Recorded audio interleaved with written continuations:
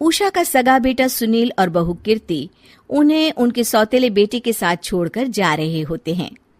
बेटा, तेरी जब कमाई बढ़ जाएगी कम से कम तब तो मुझे तू लेने आ जाना। हाँ हाँ माँ, क्यों नहीं।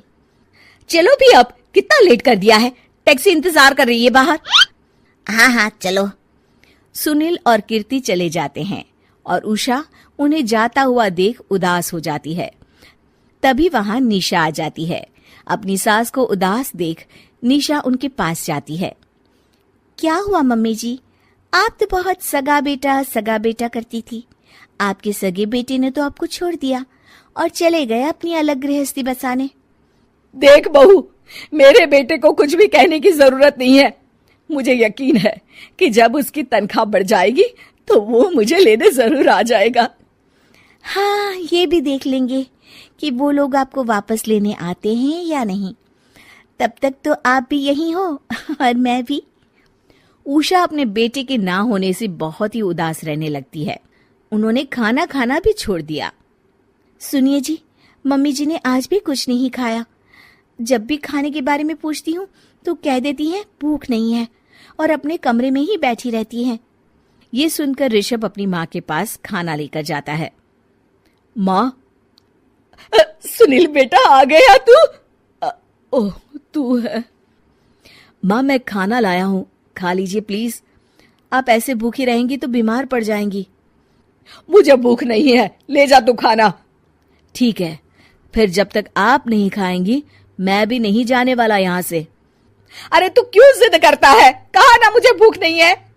अरे मम्मी जी, आप खा भी लीजिए ना, ये कितने प्यार से आपको खिला रहे हैं, उसकी तो कदर कर लीजिए कम से कम। अरे तू क्यों बीच में हमेशा अपनी टांग अड़ाती है?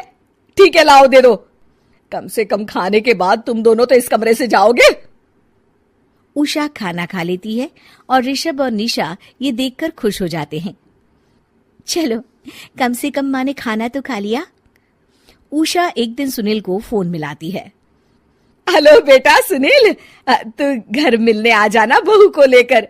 कितने दिन हो गए, बहुत मन कर रहा है मेरा। हाँ हाँ ठीक है माँ, ऑफिस में बहुत काम है, टाइम मिला तो आ जाऊंगा। सुनील फोन काट देता है। हेलो सुनील बेटा। सुनील की बात सुनकर उषा उदास हो जाती है। तभी वहां ऋषभ आ जाता है। माँ, ये देखो, मैं जलेबी लाया हूं तुम्हारे लिए, तुम्हें बहुत पसंद है ना? उषा जलेबी देखकर बहुत खुश हो जाती है। अरे वाह, जलेबी ला दे।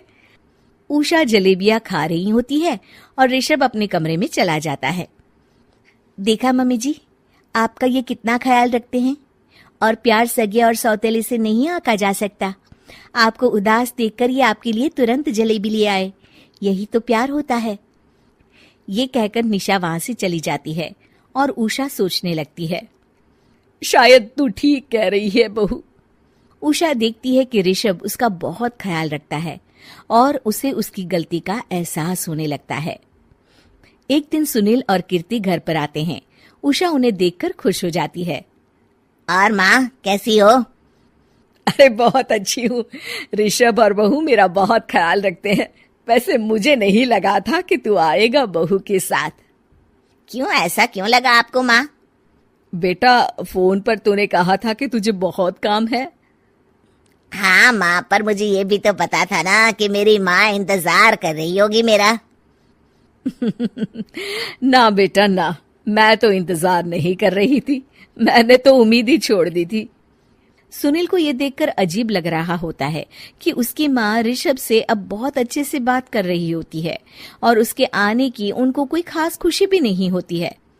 अपनी माँ का ध्यान न पाकर उसे थोड़ी सी जलन महसूस होती है। माँ, ये देखो मैं क्या लाया हूँ, साड़ी तुम्हारे लिए। हाँ बेटा, अच्छी है साड़ी तो। अच्छी है तो फिर आप आज इसे पहनो और फिर कहीं घूमने चले जाते हैं। बेटा, ऋषभ ने भी मुझे साड़ी दी थी, आज तो मैं वही पहनूंगी। तेरी दी हुई साड़ी फिर कभी पहन लूंगी। सुनील को अब बहुत ही ज्यादा जलन हो रही होती है। उसे समझ नहीं आता कि अपनी माँ का ध्यान फिर से कैसे वो अपनी तरफ खींचे। रात हो जाती है और उनके जाने का वक्त आ जाता है। माँ, चलो अपना सामान बांधो और हमारे साथ चलो। कीर्ति ये सुनकर चौंक जाती है। ये क्या कह रहे हैं आप? हम सासू माँ को लेने थोड़ी ना आए थे। अरे तुम चुप हो जाओ। माँ चलो जाओ, अपना सामान बांध लो। आप मेरे साथ आ रही हो, मैंने कह दिया तो कह दिया। अरे पर बेटा, तेरी तो तनख्वाह कम है, मैं तुझ पर बोझ नहीं बनना चाहती। अरे मुझ पर बोझ नहीं हो माँ, बस आप चलो ना, मैं लेकर ही जाऊंगा आपको। नहीं बेटा, अब मैं नहीं आना चाहती। मैं तो अब ऋषभ और बहू के साथ ही रहूंगी। ये सुनकर ऋषभ चौंक जाता है। ये क्या कह रही हो माँ? हाँ बेटा, मैं कहीं नहीं जाने वाली अब। माँ, अब सच में नहीं जा रही? नहीं बेटा, मैं तो तेरे पास ही रहूंगी अब, और जो प्यार मैं तुझे नहीं दे पाई वो सब दूंगी बेटा। ऋषभ और उसकी माँ गले मिलते हैं और निशा खुश हो जाती है।